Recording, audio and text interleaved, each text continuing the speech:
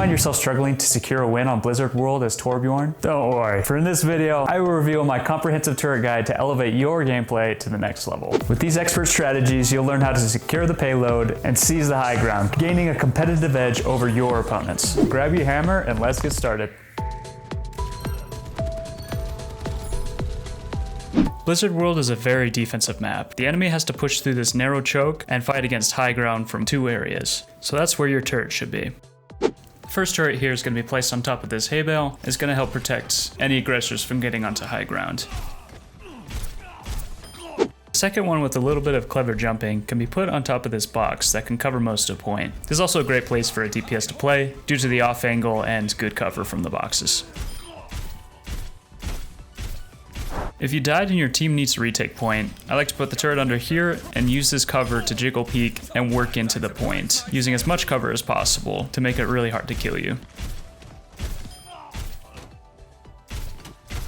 Moving on to second point, the enemy will have a hard time getting through this choke, so applying pressure here would probably be a good idea. Just make sure that you can swing to a safe area using cover to make sure that you don't die. After the enemy has pushed through the choke though, the highest priority should be controlling the high ground.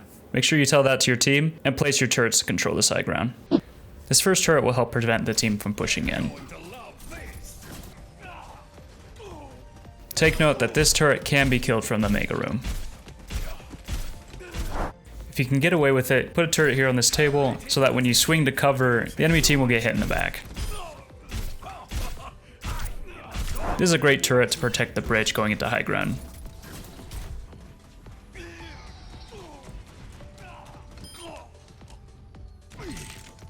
When your team needs to retake point, you have a couple options open to you. First one being putting the turret near this wall, and then using the cover over here to provide an off angle. A good second is coming up the stairs and putting the turret right next to this edge to start hitting the backline and control the high ground. Third point can be difficult because of all the different flanking options the enemy has, so turrets that can cover these flanks would be a good idea. As for positioning, you want to hold this first choke for as long as you can, then when an enemy team pushes in, you'll want to play in these back rooms where there are lots of cover. This first turret provides a nice crossfire to prevent people from pushing in. A turret next to this window can cover people flanking and provide an off angle. If you want another option to help with the front line, you can put it on this overhead area.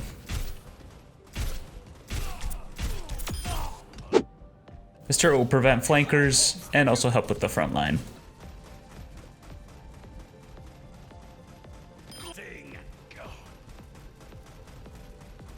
Lastly, when trying to contest the last bit of point, there are two turrets you can put down at max range to really be a nuisance to the enemy team.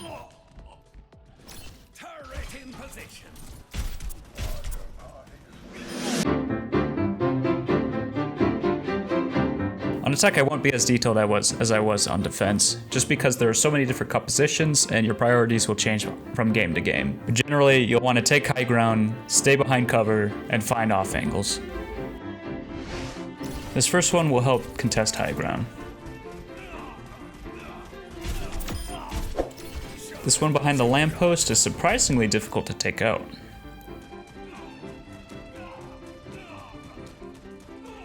This overhead turret could be good for taking point while you take cover by the boxes.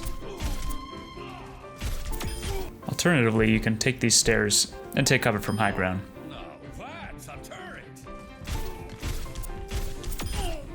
A turret in the mega room can help protect you while you take cover on these off angles.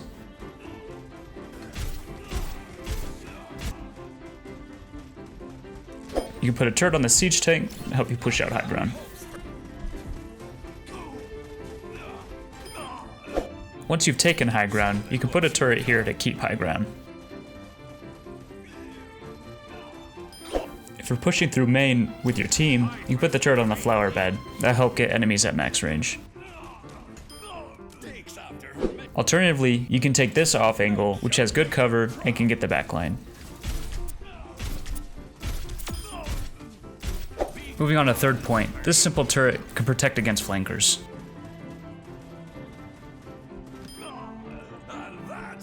This sneaky turret can be put on a workbench to help shoot the enemies in the back. This one will help with the back line. Lastly, a turret right here on this rug will cover all of point and can't be sniped from spawn. Alternatively, a cheeky off angle can be placed here where you wrap around point.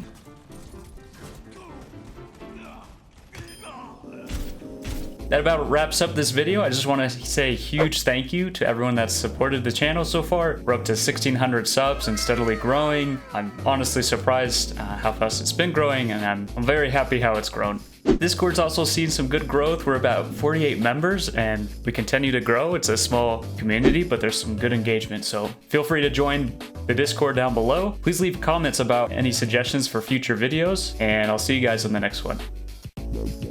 You find yourself struggling, oh my gosh. What I do?